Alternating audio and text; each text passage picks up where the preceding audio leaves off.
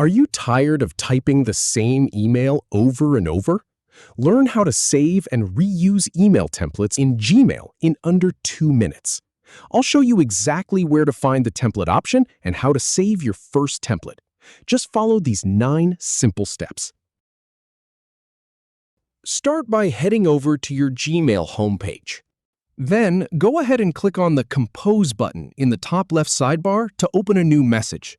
If you have a signature set for new emails, make sure to delete it first. Then type out the email or message you want to save as a template. In the Compose window, click the More Options icon, those 3 vertical dots, at the bottom right. Then hover your mouse over Templates in the menu. Now select Save Draft as Template. Finally, click on Save as New Template.